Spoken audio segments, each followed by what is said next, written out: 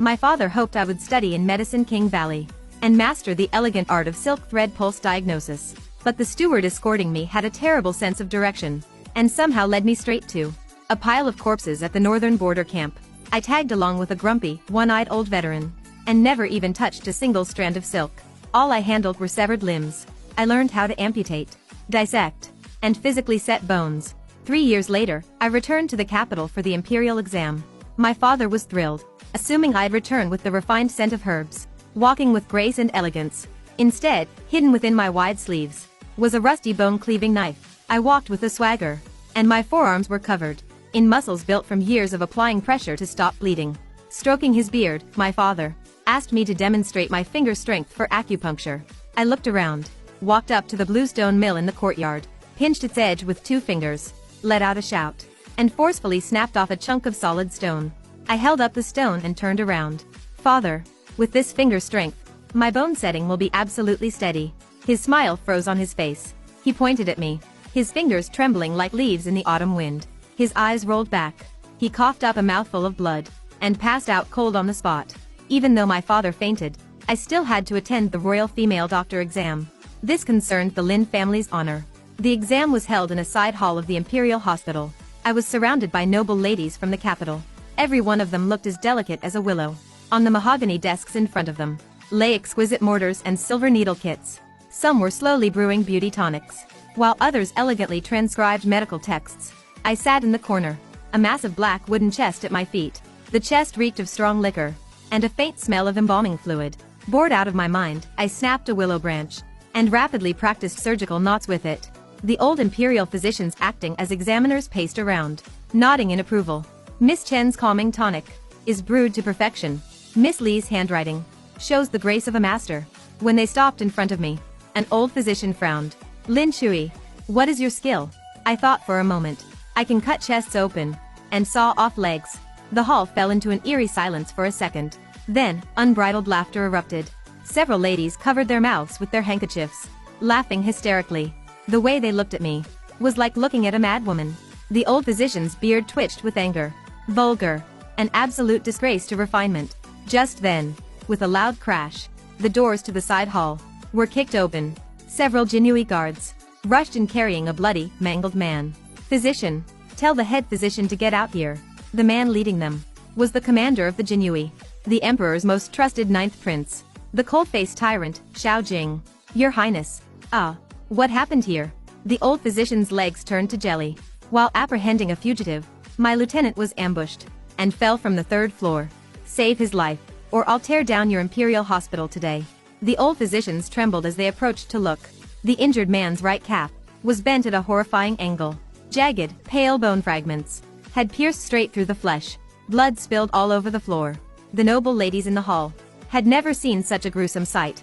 They screamed in terror and huddled into the corners. Sweating profusely, the old physician checked his pulse. This has damaged a major artery, and the bones are shattered. Quick, go to the storehouse. Fetch century-old ginseng to brew a life-saving tonic. Then bring the best wound medicine to apply. Ginseng tonic? By the time you slowly finish brewing that, he'll have bled out. Your Highness, this leg cannot be saved. We can only leave it to fate. Quack. Xiao Jing rested his hand on his sword hilt. A murderous aura ruthlessly filled the hall. Everyone held their breath, too terrified to make a sound. I sighed, stood up, picked up my black chest, and strode over to the stretcher. I shoved the useless old physician aside. Move. You're blocking my light. You insolent girl. What are you doing? A man's life is at stake. This is no time for games. I completely ignored him.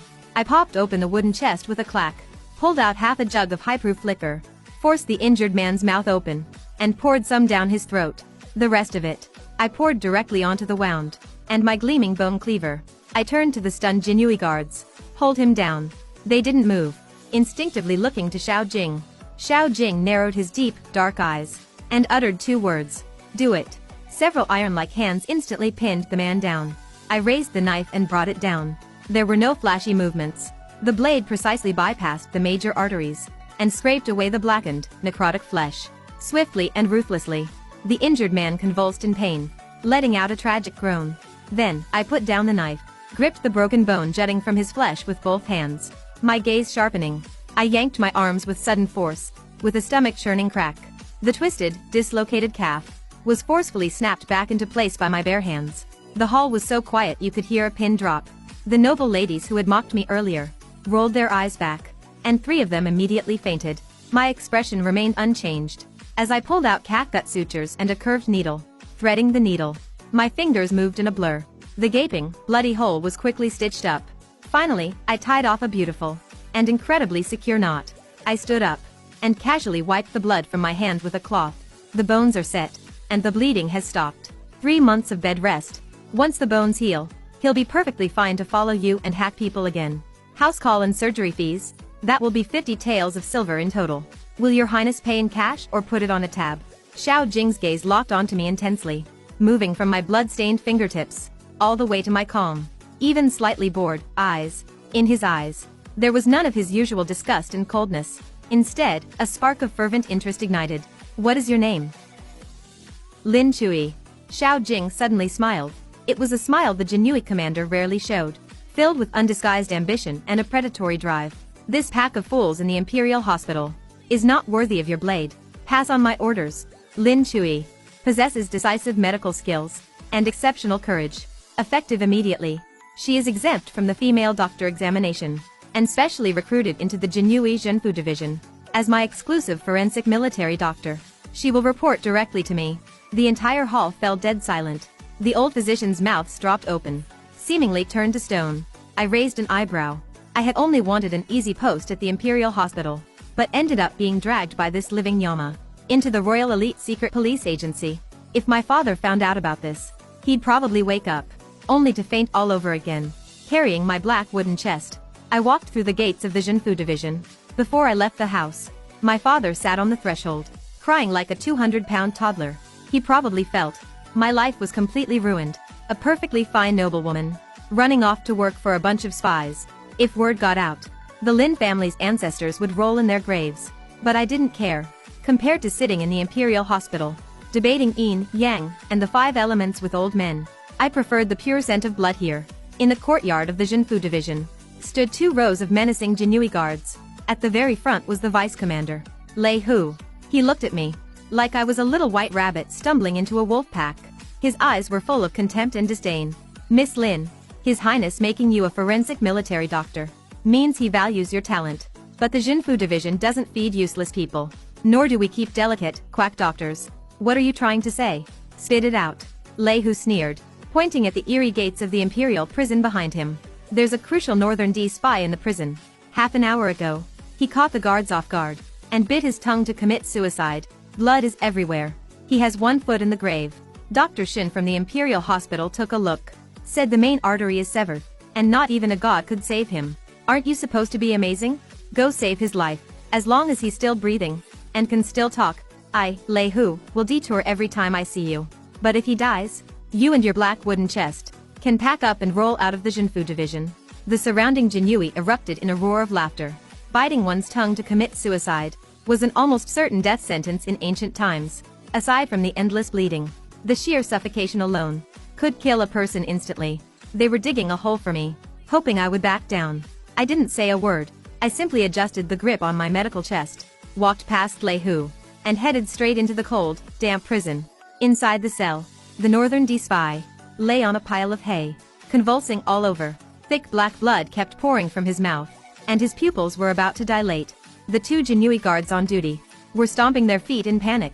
Completely helpless, I walked over, dropped to one knee, popped my medical chest open, light the lamp, and bring it here. Lei Hu and his men stood outside the cell, waiting to make a joke out of me. I pulled out a pair of catgut gloves and put them on. With my left hand, I gripped the spy's chin and forcefully twisted it. With a loud click, I dislocated his jaw entirely. Outside the door, Lei Hu's eyelids twitched violently. What are you doing? Are you trying to kill him early? I had no time for him. Dislocating the jaw prevents him from subconsciously biting down again, and it fully opened up my field of vision. I grabbed a slender steel hemostat and roughly but precisely thrust it into his mouth.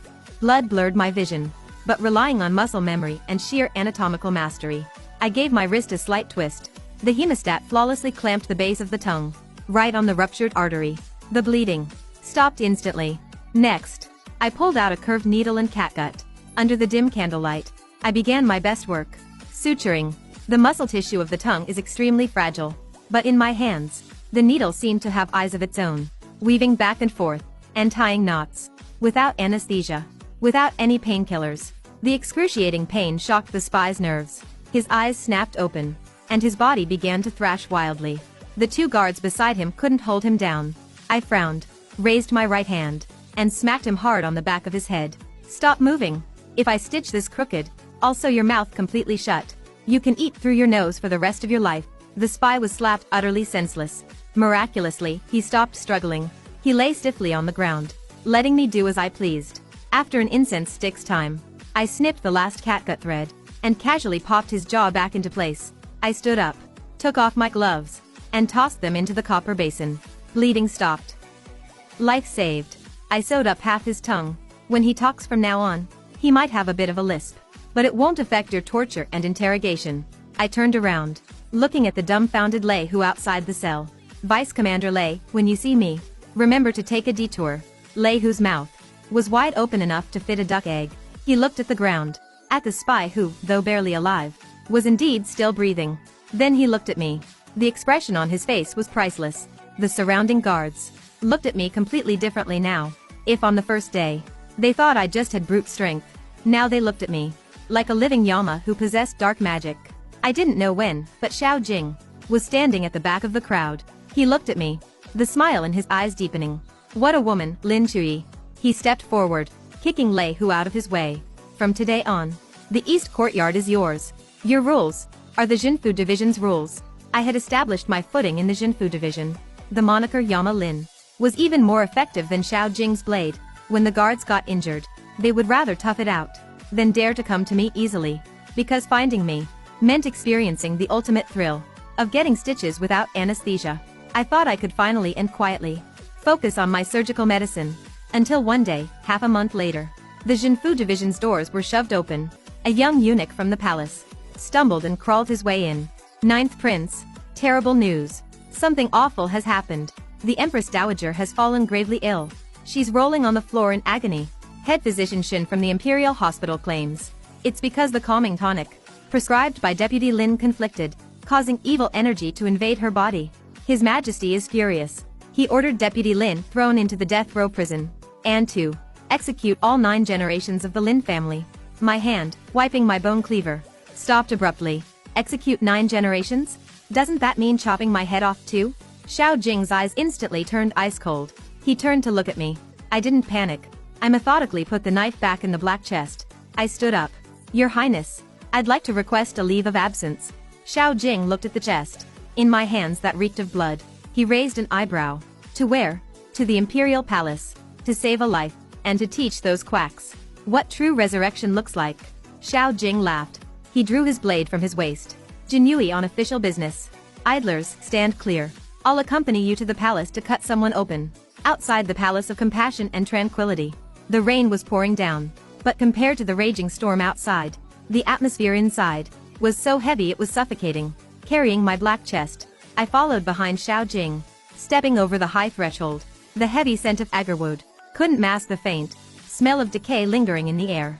In the center of the hall, my honest and timid father, Lin Pei, was being held down by 2 armed imperial guards, pinned firmly to the floor. His face was ashen, as if he had already accepted his fate. On the throne, the young emperor was furious, gripping a celadone teacup so tightly, his knuckles turned white. On the couch, the Empress Dowager curled up in agony. Her hands tightly clutched her lower right abdomen. She didn't even have the strength to wail anymore. Only weak groans remained. My mortal enemy, Grand Tutor Shin's brother, head of the Imperial Hospital, Shin Yuan, was complaining with feigned heartache. Your Majesty, the Empress Dowager had merely caught a mild cold. It is all because this quack, Lin Pei, prescribed the wrong, heavily cooling herbs, causing evil winds to enter her body, triggering an intestinal carbuncle. Now, her Grace's abdomen is as hard as stone, and her pulse is fading fast. Such a quack is committing outright murder. By law, his entire family should be executed. Lin Pei, what do you have to say for yourself? This subject merely prescribed a standard calming tonic. I absolutely did not use the wrong medicine, Your Majesty. How dare you argue? Guards, drag him out and execute him. Hold on. Xiao Jing's cold, sharp voice rang through the hall, carrying an unquestionable authority. Everyone's gaze instantly focused on us. Ninth brother, what are you doing here? Can't you see I'm dealing with a traitorous physician? I heard the Empress Dowager is gravely ill. I brought a divine doctor here. Xin Yuan turned his head and saw me standing behind Xiao Jing. He froze for a moment, then let out an incredibly mocking sneer. Ninth prince, you must be joking. This girl is Lin Pei's daughter, Lin Chui, a wet behind the ears little woman. An illness that even an old fool like Lin Pei can't cure. What could she possibly know? Bringing the daughter of a criminal here. Do you want her executed as well? I ignored Xin Yuan's clamoring and walked straight to my father. Chui, leave quickly. I've dragged you down with me. Father, rest for a bit. I'll handle the rest. With that, I picked up my chest and strode toward the Empress Dowager's couch. Insolent, who do you think you are? How dare you disturb her grace? Several old physicians spread their arms, trying to block me. My eyes went cold. With a flick of my wrist, my black chest slammed heavily onto the bricks before them, emitting a dull, massive thud. Get lost. The murderous aura cultivated from years among corpses made the old physician's legs go weak. They unconsciously parted to make way. I walked up to the couch. I didn't check her pulse, and I didn't ask her any questions. I simply pulled back her heavy quilt. You audacious witch! Xin Yuan shrieked. I turned a deaf ear, extending my right index and middle fingers. I accurately found McBurney's point on her lower right abdomen and pressed down hard. The Empress Dowager groaned. Immediately after, I sharply released my fingers. The semi-conscious Empress Dowager suddenly let out a blood-curdling scream. Her entire body jerked up like she'd been electrocuted. Rebound tenderness was extremely obvious. Her abdominal muscles were tense as a board. A classic board-like abdomen. Diagnosis confirmed. Acute ruptured appendicitis, triggering severe peritonitis. In an ancient era without any antibiotics. This was indeed a fatal, incurable disease. I tucked the quilt back over her, turned around, and looked straight at the enraged emperor. The Empress Dowager's illness is indeed an intestinal carbuncle, but it wasn't caused by the wrong medicine. A toxic sore grew on her intestine. Now the sore has ruptured, and pus has spilled all over her abdomen. Can you cure it? Yes. I'll use a knife to cut her belly open, cut out the rotting section of the intestine, wash the filth out of her abdomen, and stitch her back up. As soon as I said this, the entire palace felt like it was struck by a thunderbolt. Following a deathly silence, came a tsunami of condemnation. Crazy. This woman has gone mad. Our bodies are given to us by our parents. You dare to cut open the Empress Dowager's belly? This is dark magic. She's trying to assassinate her grace, your majesty. Your majesty, listen to her. Cutting open the belly, chopping out intestines. How can a person survive that? She's clearly using treatment as an excuse to murder the Empress Dowager. I implore your majesty to have this witch clubbed to death immediately. The surrounding imperial guards drew their swords with a clatter, surrounding me completely. This time, my father couldn't even cry. His eyes rolled back, and he fainted completely dead away, facing universal condemnation. I didn't take a single step back. My expression didn't even shift, because I knew a medical concept centuries ahead of its time was an absolute mind-blowing shock to them. Explanations were useless. I could only let the facts do the talking. I bent down and popped open the latch on the black chest. The emperor finally gave the order. Seize her. Just as the imperial guards were about to lunge forward, a crisp and resounding ring of a blade drowned out all the noise in the hall. Xiao Jing moved. He drew his long sword from his waist. The blade gleamed with a chilling coldness under the candlelight. He took a step forward and blocked me directly. The sharp point aimed at the surrounding imperial guards. Let's see who dares to touch her. His voice wasn't loud, but it carried a bloody aura that made scalps tingle. Ninth brother, are you rebelling? Are you going to watch this witch kill our mother? Xiao Jing raised his head, looking straight into the emperor's eyes. Royal brother, aside from waiting for death, does this pack of fools in the imperial hospital have any other solution? Since she's going to die either way, why not let her try? He turned his head and looked at me. In his eyes was an almost insane level of trust. Then, facing the hall full of civil and military officials and physicians, he said something firmly that chilled everyone to the bone. Let her cut. If anything goes wrong, I will use my own head as a burial offering for mother. If anyone dares to step forward now to stop her from using her knife, I will cut off his head right now. The Jinui commander's murderous aura was fully unleashed. The imperial guards looked at each other, and not a single one dared to advance. Xin Yuan slumped on the ground, pointing at Xiao Jing, trembling so much he couldn't speak a word. The corners of my mouth curled into an imperceptible smile. This backer is really useful. I turned around, ignoring the storm of blood and gore behind me. My world was now solely focused on the patient in front of me. From the black wooden chest, I took out a set of extremely precise surgical tools. I had spent 3 years forcing the blacksmiths in the military camp to meticulously craft these, bring high-proof liquor, and more smokeless palace lamps to light this area. I skillfully issued commands. Several Jinui guards immediately stepped forward to help. I washed my hands with the strong liquor, exposed the Empress Dowager's lower right abdomen, and repeatedly swabbed the area with liquor. Although the surrounding physicians didn't dare approach, they all craned their necks, staring intently at my hands. They were waiting for me to make a fool of myself, waiting to see the Empress Dowager's blood splatter. I took a deep breath. My gaze instantly became incredibly focused and cold. The scalpel gently sliced through the skin. My movements were smooth and continuous, without a hint of hesitation. So fast it was dazzling. The moment the peritoneum was cut open, several physicians standing nearby started gagging from the stench. My expression remained unchanged.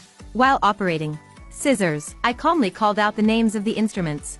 The Jinui guards beside me, though trembling, forced down their fear and handed them to me.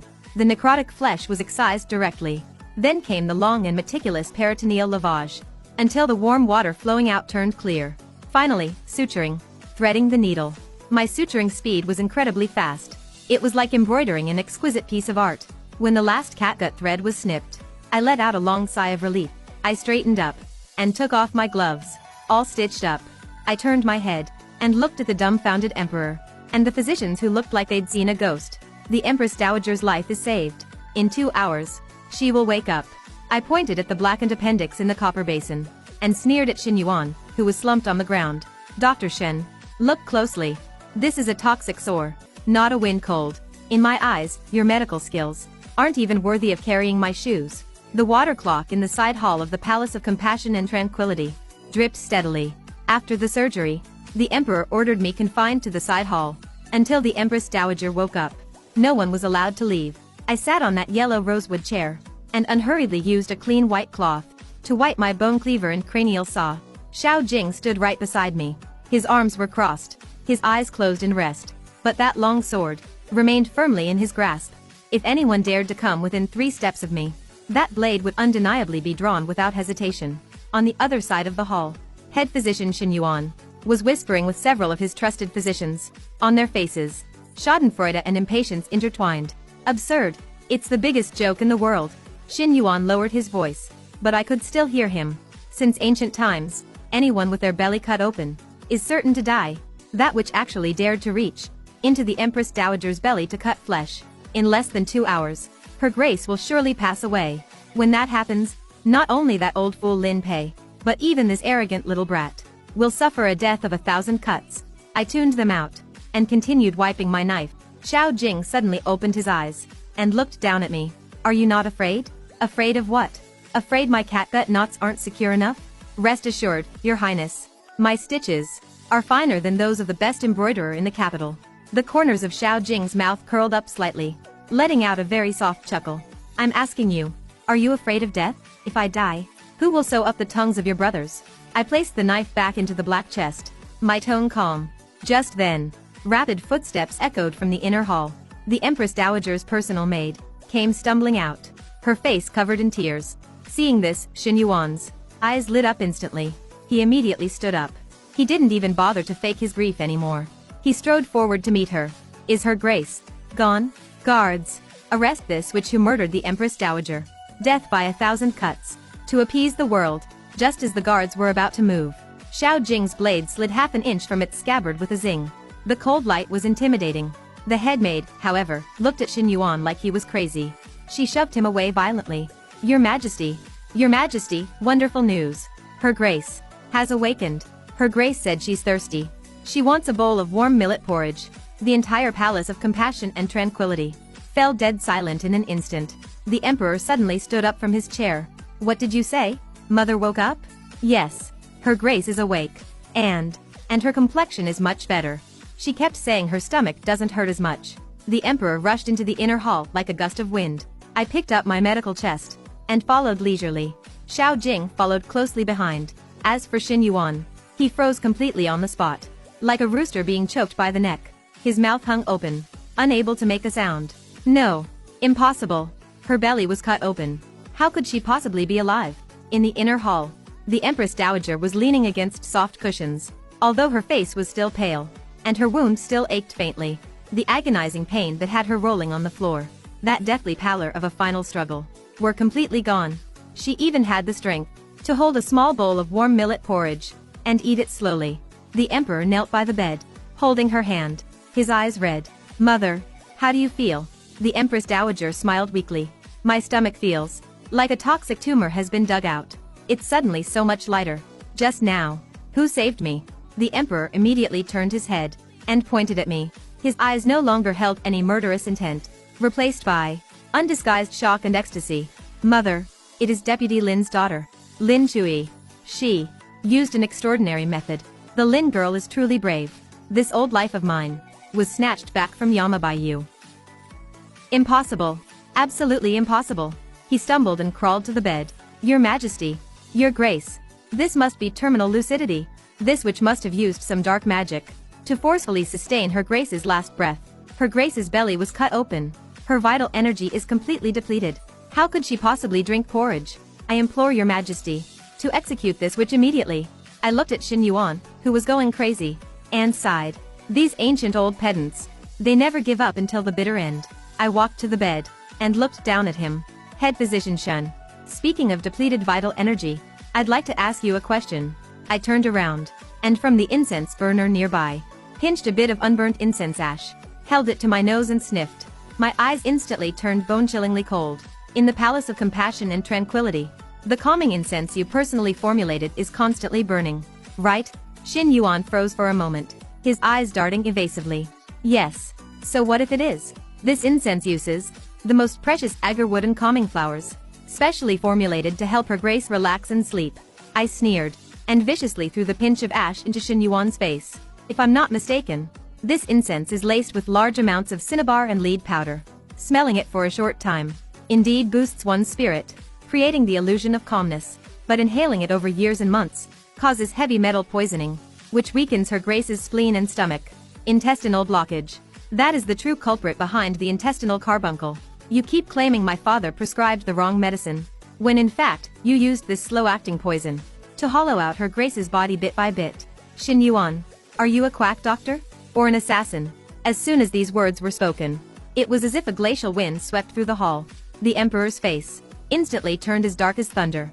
The Empress Dowager's hand trembled violently. The porridge bowl dropped onto the quilt. Xin Yuan's face turned ashen. He shook like a leaf. "Slander. You are slandering me. Your Majesty, what does a little girl know about incense? Whether it's slander or not, find a few live dogs and feed this incense to them for a few days. See if they vomit and convulse. Once their bellies swell, you'll have your answer."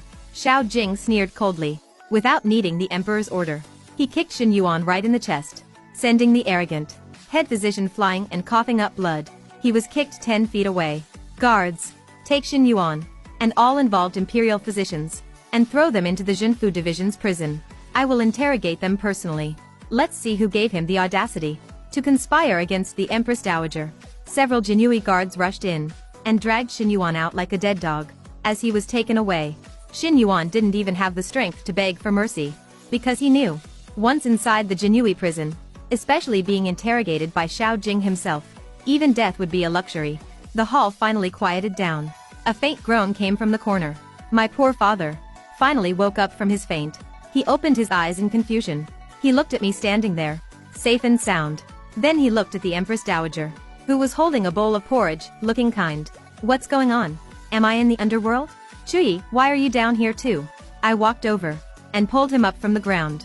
"Father, you're not dead. Not only are you not dead, but starting tomorrow, this imperial hospital will take orders from our Lin family." Xin Yuan's case was interrogated by Xiao Jing for only 3 days. 3 days later, a long list of implicated officials was presented to the Emperor's desk.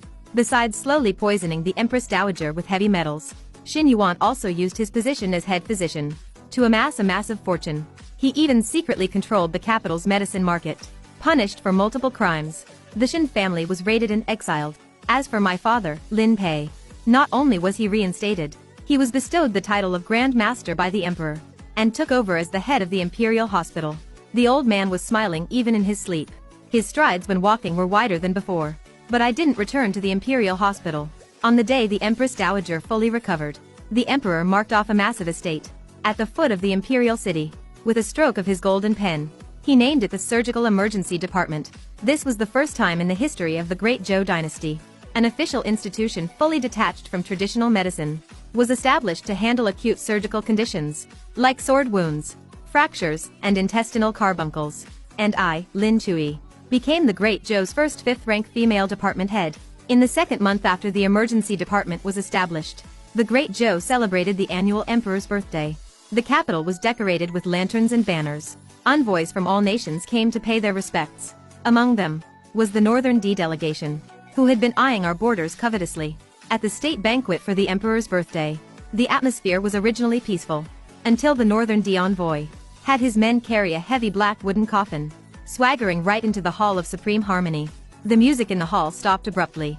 Northern D envoy, what is the meaning of this? The civil and military officials were furious. Who gifts a coffin on the emperor's birthday? But the Northern D envoy laughed loudly, his attitude extremely arrogant. Calm your anger, Emperor of Zhou. Inside this coffin is Northern D's greatest warrior, Huyen Tai. Half a month ago, while hunting, General Huyen was pierced through the chest by a poisoned steel arrow. The arrowhead missed his heart by a hair's breadth. The envoy abruptly lifted the coffin lid. A giant man, built like an iron tower, lay inside. His face was as pale as gold paper. Half a rusty arrow shaft was stuck in his chest. He was barely breathing. The best shamans of Northern D said, if this arrow is pulled out, he will bleed to death. If not pulled out, the poison will kill him anyway. We heard the Great Zhou is vast and resourceful, and recently produced a divine doctor who can bring the dead back to life. Our great Khan has declared, if the Zhou physicians can extract this arrow and save General Huyen, the Northern D army will immediately retreat 300 miles, and we won't invade the border for 3 years. But if you cannot save him, it proves Great Zhou's medical skills are but an empty boast. Then this coffin will serve as a death knell for the Great Zhou. Within 3 days, Northern D's 300,000 iron cavalry will trample through the Jade Gate Pass. This was a naked death gamble, using the life of a dying man to blackmail the Great Zhou's border cities. The old physicians of the Imperial Hospital were called to the coffin. After taking just one look, their faces all turned ashen. They shook their heads repeatedly. The arrowhead is right against the major cardiac vessels. The surrounding flesh has rotted. Pulling it out means instant death. It is incurable. Is the majestic Great Zhou going to be forced to bow to this rogue tactic? Your Majesty, I request an edict to summon the head of the emergency department, Lin Chui, for an audience. An incense sticks time later. Carrying my black medical chest, I strode into the Hall of Supreme Harmony. I walked up to the coffin, ignoring the Northern D envoy's provocation. Left subclavian artery compression pneumothorax. The arrow's barbs are stuck on the posterior edge of the sternum. I rapidly made a diagnosis in my mind. This is extremely difficult. In an era without blood transfusion equipment and modern anesthesia machines, this surgery was on hell mode. Director Lin, can he be cured? The Emperor's voice held a trace of tension. I straightened up and took off my gloves. Extract the arrow, clean the wound, and suture it. I have a 20% chance. Ha ha ha ha ha. A 20% chance? In other words, General Huyen is doomed to die. Emperor of Zhou, I suggest you prepare to cede land and pay reparations. I meant, if I treat him in this broken coffin, it's only 20%. Your Highness, carry him to the side hall. Move all the smokeless palace lamps here over there. And bring 20 caddies of high-proof liquor. Also, I want you personally to act as my assistant. Xiao Jing didn't utter a word of nonsense. He simply waved his hand. Inside the side hall, it was brightly lit.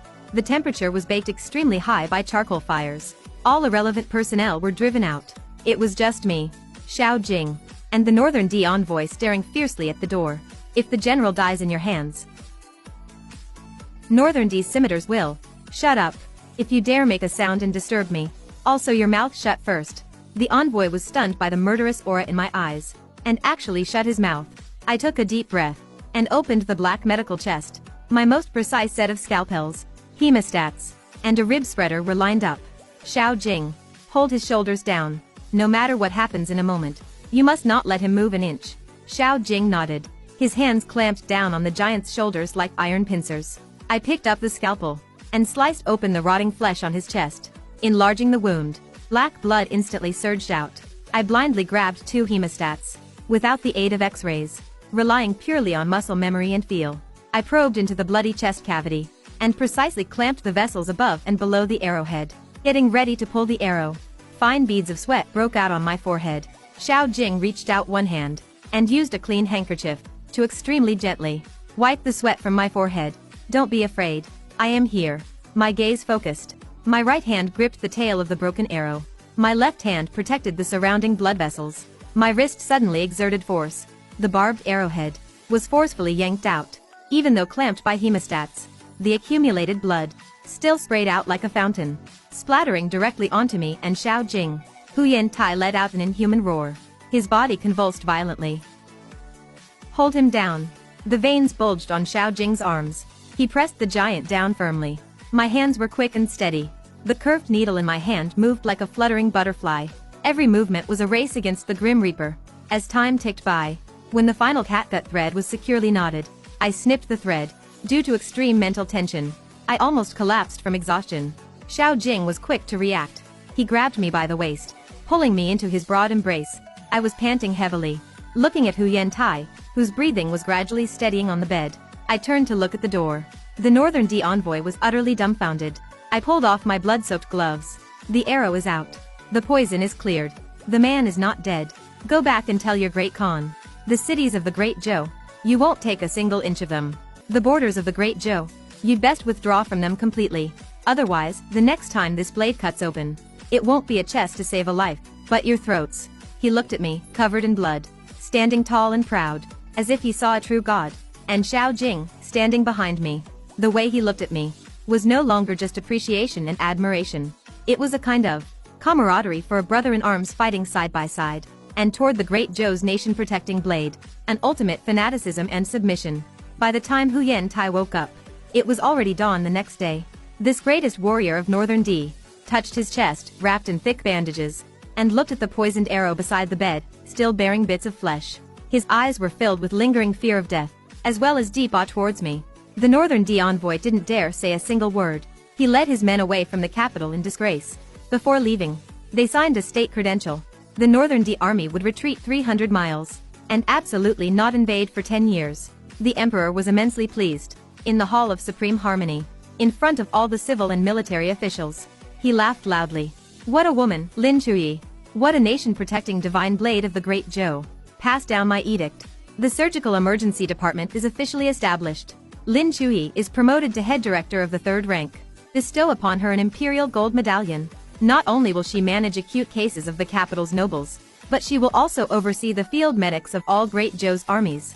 I knelt before the throne, and accepted the heavy gold medallion with both hands. My father, Lin Pei, among the civil officials, had a beard that was almost pointing to the sky. He told everyone he met, "Did you see that? That's my daughter. The daughter who can dig out hearts and lungs barehanded." From that day on, the atmosphere in the capital completely changed. The threshold of the emergency department was worn down every day by nobles and officials.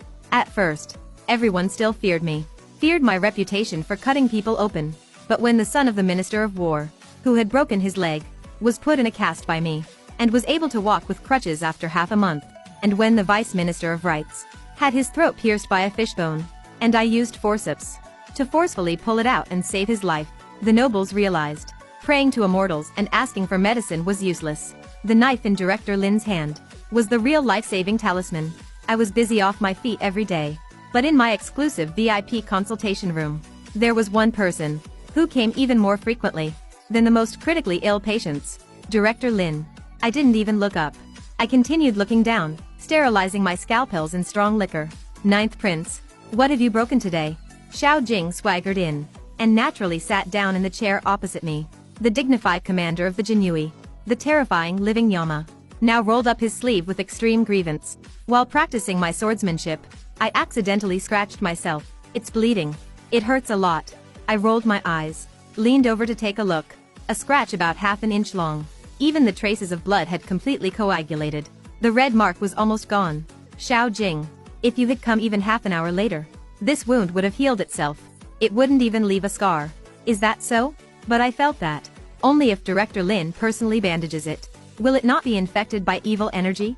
I sighed. Ever since the Northern D envoy incident, this cold-faced prince seemed to have contracted a terminal illness. where he would die if he didn't see Lin Chui. If he wasn't complaining of chest tightness, he was saying his chi deviated during martial arts practice. One time, he even smeared blood from a prisoner in the Jinui prison onto his own clothes, insisting he was gravely injured, and shamelessly loitered in my emergency department for an entire afternoon. I took out a piece of clean gauze, perfunctorily wrapped it around his arm twice, and tied a dead knot. Done. Consultation fee, 10 taels. Go to the front desk to settle the bill. Xiao Jing didn't leave. He turned his hand, and his large palm grasped my wrist. It was getting late. The apprentices and handymen in the emergency department had all gone to rest. The courtyard was quiet. Only the cold moonlight spilled in through the lattice window, falling right on the two of us. The temperature of Xiao Jing's palm was very hot. With a slight pull, he drew me a bit closer. That unique scent of his, carrying a hint of a murderous aura, mixed with the fragrance of agarwood, instantly enveloped me. He put away his usual nonchalance and dropped all his coldness and defenses. His eyes became extremely serious, even a little fiery. Chuyi, I am not sick. But right here, there really is a problem. There. His heart was beating strongly, beat by beat, through the thin fabric. I could even clearly feel the full and hard contour of his pectoral muscles. You cut open the Empress Dowager's belly and pulled her back from the gates of hell. You cut open the chest of the Northern D General and secured the centuries-old foundation of the Great Zhou.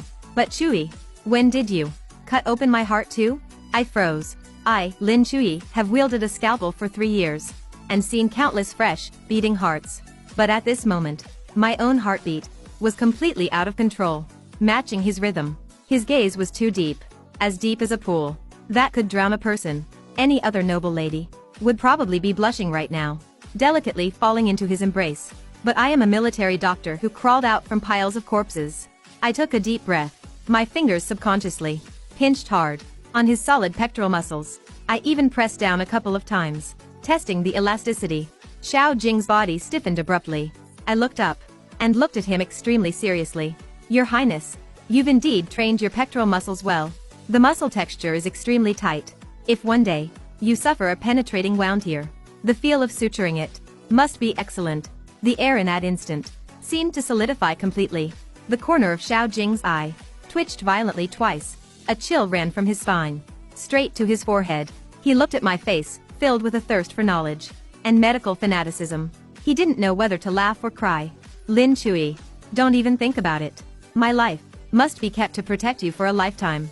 If you want to satisfy your urge to suture, the death row inmates in the Jinfu Division prison are all yours. I leaned against his warm chest, listening to his steady and powerful heartbeat. The corners of my mouth finally couldn't help but rise into a wide smile. All right, it's a deal. Ever since that night, under the moonlight at the emergency department, when we made the agreement to suture death row inmates, my relationship with Xiao Jing was finally brought into the open. When the emperor heard of this, he was happy to see it happen, and directly issued an edict bestowing marriage. On the eve of our wedding, it coincided with the capital's annual lantern festival. Xiao Jing took me out to see the lanterns. You stay in the emergency department smelling blood every day. You should experience some worldly liveliness. He held a rabbit lantern in one hand. With his other hand, he held mine tightly. Walking on the bustling Rosefinch Street, I took a bite of my candied hawthorn and looked at his cold, stern face. The jarring contrast with the rabbit lantern made me want to laugh, but my smile, when we reached a secluded bluestone alley, vanished instantly. In the air, there was a scent that didn't belong to sugar art and cosmetics. It was a very faint smell of iron rust, or rather, the smell of metal rubbing. Before weapons are unsheathed, Xiao Jing's footsteps also stopped. The gentleness on his face faded instantly. He pulled me sharply behind him. At the same time, I don't know when, a short blade appeared in his hand. Since you're here, stop hiding like cowards. Xiao Jing stared coldly into the darkness deep in the alley. As his words fell, over a dozen dark figures leaped down from the high walls like ghosts, surrounding us completely. By the faint moonlight, I saw the dark patterns embroidered on their cuffs. They were Xin Yuan's remaining loyalists, perhaps mixed with Northern D spies lurking in the capital. Xiao Jing, Lin Chui, today is the day you two die, the lead assassin shouted angrily. Over a dozen poisoned steel swords slashed at us simultaneously. Xiao Jing snorted coldly, moving like lightning. He instantly met their attack. Amidst the flashing blades and shadows, blood and flesh flew. Xiao Jing's martial arts were superb. Every move was lethal. But he only had a short blade, and he had to split his focus to protect me. One assassin, at the cost of having his arm chopped off by Xiao Jing, managed to viciously slash a dagger across Xiao Jing's left arm. Black blood instantly gushed out. The dagger was poisoned. Xiao Jing's body swayed. He dropped to one knee, using his short blade to prop himself up. The remaining 7 or 8 assassins saw this and pounced forward in ecstasy, wanting to hack us to death. Xiao Jing gritted his teeth, preparing for a desperate counterattack. Just then, I sighed. My left hand, which I had kept behind my back, moved to the front. Going out today, I didn't bring that conspicuous black medical chest, but I have a long-standing habit. Strapped to my outer thigh is always a row of the sharpest scalpels. I took a step forward and blocked directly in front of Xiao Jing. With a flip of my hands between my fingers, I pinched 4 steel willow leaf scalpels, thin as cicada wings. Lin Chui, leave quickly. Xiao Jing was anxious, his eyes bloodshot. I didn't retreat. I looked at the charging assassins, my eyes colder than tonight's moonlight. You probably don't know. A top-tier surgeon knows far better than an assassin where the human body is most vulnerable. I moved. No internal energy, no lightness skill, only absolute familiarity with human anatomy, and an incredibly fast hand speed, honed from years of surgery. I dodged the blade by turning sideways. The willow leaf scalpel in my hand gently sliced across the side of the first assassin's neck, not slitting his throat, but precisely severing his carotid sinus. He didn't even have time to scream. His vision went black, instantly collapsing unconscious, turning and ducking. My second scalpel sliced across the inner wrist of another assassin, accurately severing his median nerve and ulnar artery. With a clatter, the steel sword dropped from his hand, clutching his wildly spurting wrist. He fell to the ground howling, slitting tendons, severing ligaments, cutting nerves. It was as if I was conducting an extremely elegant yet cruel anatomy lesson. My blades never struck deep into vital organs, but every cut stripped away their ability to move. In just a few breaths, the remaining assassins were all incapacitated, lying haphazardly across the ground. They looked at me in sheer terror. Devil. You are a devil. They looked at my spotless dress, and the willow leaf scalpel in my hand that hadn't even chipped. Terrified out of their wits, I leisurely put away my scalpels, and turned to walk toward Xiao Jing, who was on one knee. Xiao Jing looked at me. His deep eyes reflected my silhouette. He even forgot the agonizing pain in his arm. It was a look of absolute, utter shock. I crouched down and ripped open the fabric on his left arm. I took one look at the blackened wound. Aconite mixed with snake venom. Not too bad. You won't die. I unceremoniously lowered my head, sucked out the poisoned blood, and spat it on the ground. Then I pulled a bottle of emergency antidote powder from my sleeve, roughly sprinkled it over his wound, and bandaged it tightly. Xiao Jing hissed in a breath of cold air. He watched my practiced movements, and suddenly let out a low chuckle. What are you laughing at? Xiao Jing pulled me into his arms, resting his chin in the crook of my neck. His voice was a bit hoarse, yet laced with endless joy. I was just thinking, marrying such a ruthless princess consort, for the rest of my days, I might have to sleep with one eye open. I scoffed, and accurately poked a pressure point on his chest. Glad you know. If you ever dare to make me unhappy, I'll drug you in the middle of the night, dismantle your bones inch by inch, and piece you back together. It would be my honor. Outside the alley, the Jinyui reinforcements finally arrived bearing torches. Lei Hu rushed in with his men, seeing the miserable state of the assassins on the ground, and the two of us holding each other tightly. He was so startled he quickly turned around. Xiao Jing scooped me up in his arms and strode out of the dark alley. The lanterns on the street were still dazzling. He looked at me, his eyes filled with melting tenderness. Let's go, Director Lin. We should return to the manor and prepare for tomorrow's wedding. Since the founding of the Great Zhou dynasty, there had probably never been such a bizarre, yet impossibly grand wedding. The commander of the Jinyui marrying the head director of the surgical emergency department. One was the terrifying, cold-faced prince who held the power of life and death in the imperial prison. The other was the female surgical demon who dared to cut open the Empress Dowager's belly and snatched lives from the hands of Yama. On the day of the wedding, 10 miles of red dowry covered the main streets of the entire capital. The escorting procession wasn't made of ordinary porters and musicians, but neat rows of 3,000 heavily armed Jinyui guards. They wore their embroidered spring blades at their waists and large red rosettes on their chests. They forcefully played a festive tune until it sounded like a grim execution march for a house raid. The citizens of the capital had shut their doors and windows early on, only daring to peek out through the cracks. Everyone was secretly betting, with this Yama couple getting together, Tonight's wedding chamber might just end in bloodshed. Wearing a red veil embroidered with golden phoenixes, I sat steadily in the 8-bearer bridal sedan. I didn't wear the usual bride's heavy phoenix coronet and robes. That stuff was too heavy. It gave me neck pain. The sedan stopped steadily in front of the prince's manor. Amidst the blaring firecrackers, a well-defined hand, bearing calluses from years of sword practice, reached in through the sedan curtain. I offered my hand. Xiao Jing's large hand instantly grasped mine tightly. The heat from his palm was almost scorching.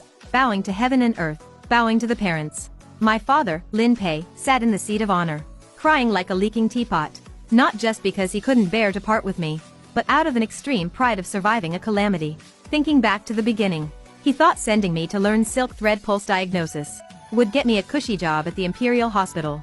Who could have imagined? His daughter learned a set of hardcore medical skills for physical salvation. Not only did she become a high-ranking official of the 3rd rank, she also tamed the most formidable man in the capital. The old man wiped his tears, while proudly straightening his back. Even when Eunuch Chang from the Empress Dowager's side came to deliver gifts, he dared to confidently exchange a few pleasantries. The tedious formalities finally ended. I was escorted into the brightly lit wedding chamber. The surroundings finally quieted down. Only the dragon and phoenix red candles burned quietly, emitting occasional crackles. I sat on the marital bed strewn with longans and peanuts, and yawned out of boredom. Wearing a red veil was really a bit stuffy. I simply went by feel, pulled a small willow leaf scalpel from my waist, and nimbly twirled it between my fingers to pass the time. I don't know how much time passed. The door was pushed open gently. A faint aroma of wine, mixed with the crisp scent of agarwood, drifted in. Xiao Jing's footsteps were very steady, even though tonight, by those military colleagues, he had been forced to drink a lot. His breathing remained long and powerful. He walked up to me, and stopped. I could feel his gaze piercing through the red veil, burning hotly upon me. A jade rui wrapped in red silk gently lifted the red brocade blocking my sight. Xiao Jing's eyes shifted to my fingertips. At the willow leaf scalpel still dancing up and down, he couldn't help but chuckle. My princess consort, on our wedding night, while others hold round fans and bridal handkerchiefs, what you hold in your hand is a lethal scalpel.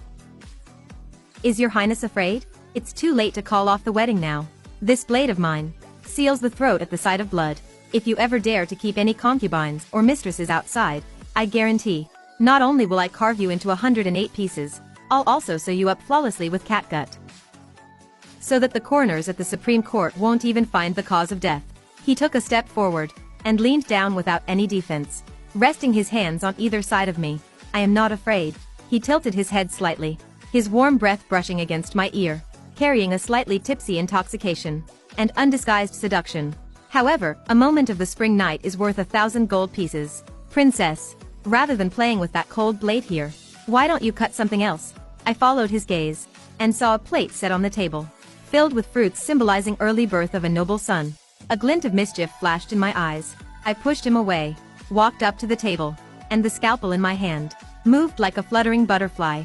Only the flash of the blade was visible. With a few swift swish sounds, the fruit flesh was cut into 36 slices of absolute, uniform thickness. Even the fruit peel was carved into the shape of a blooming peony. I speared a slice of apple, turned, and brought it to the lips of a dumbfounded Xiao Jing. Have a taste, your highness. My knife skills, even for cutting a fruit platter, are the best in the Great Zhou. Xiao Jing looked at the apple platter that could be called a work of art, and then looked at me. He suddenly let out a low and joyous, muffled laugh. He didn't take the piece of apple with his hands, but directly from my hand, took the apple into his mouth. Then, he snatched the scalpel from my hand, and casually, with a thwack, pinned it onto a distant mahogany pillar. The knife skills are indeed excellent.